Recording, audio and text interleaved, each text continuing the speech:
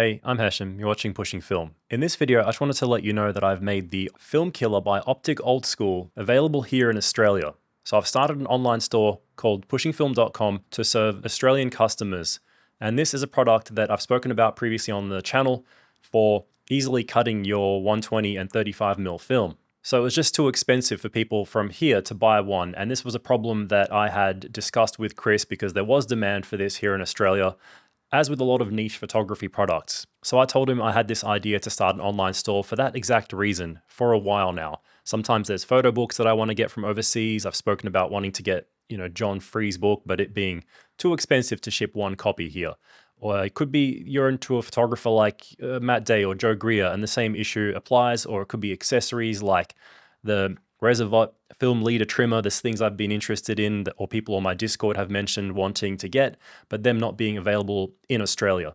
So I was doing this to scratch my own itch, so to speak, or help serve the community with the same issue here in Australia. So I'm pretty much soft launching this idea with the pushingfilm.com online store for Australian customers with the Optic Old School Film Killer as currently the first and only product.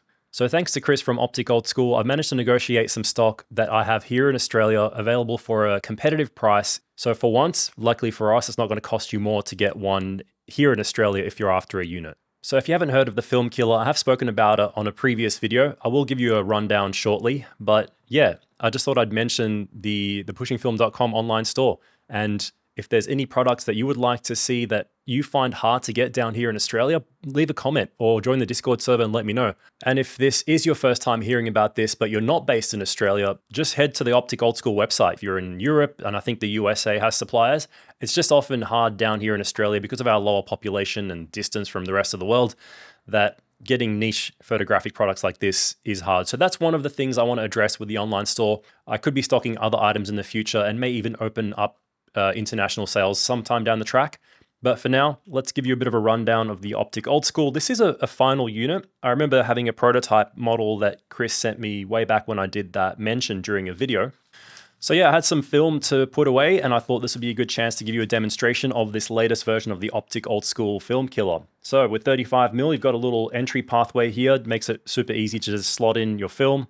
And you've got a solid stainless steel rod here to wheel the film through. And of course, you can just cut your film using scissors the old school way. There's nothing wrong with that. This is just to add an extra layer of efficiency, especially if you shoot a lot of film or you've built up a massive archive of rolls that you need to cut up and sleeve.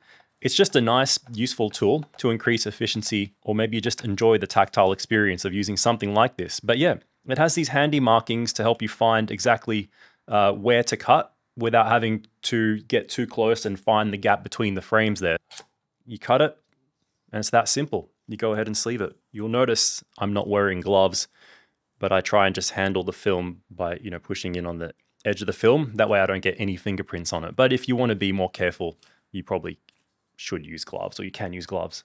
You'll also notice I've placed the film with the shiny side down because as far as I'm concerned, if I'm going to get any handling mark or dusts or anything on my film, I would rather it be on the shiny side, not on the emulsion side, because for me, that is the more important side when it comes to scanning or darkroom printing. And where it does make contact, it's pretty smooth plastic. It's not that rough 3D printed type of plastic. But yeah, this is a great little device, I think, that Optic Old School has come up with. There were other film cutters on the market. I was never too impressed with anything except for the high-end ones that I used to see in the lab. So when I worked at a big camera store, I used to go up to the lab and see them use these Fujifilm film cutters that had like a sleeving device attached to them. And of course, they were really well made, but they're pretty hard to get your hands on. And it's convenient to swap between different film formats. You just feed the film into the top 120 pathway there.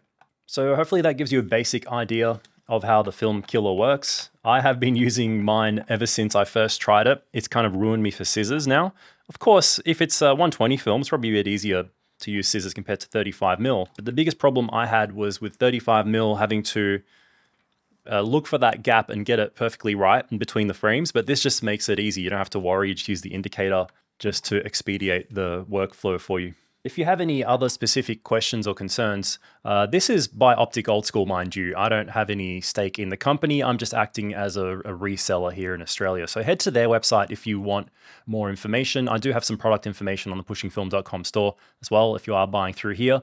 But they have some great resources on the website, including some demonstration videos and other product specifications. But yeah, I can say I've been enjoying using mine ever since getting it, and that it is a good value item if you are a regular film shooter like me and you do like to keep your negatives, which I recommend, and cut and sleeve them and stay organized.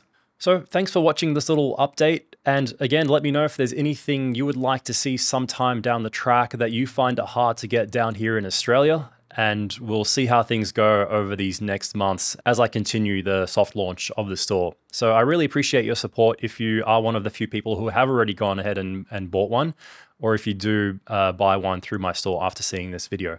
Once again, if you're buying from overseas, head to the Optic Old School website. They'll have information for you there. For now, thanks again for watching, and I'll see you next time.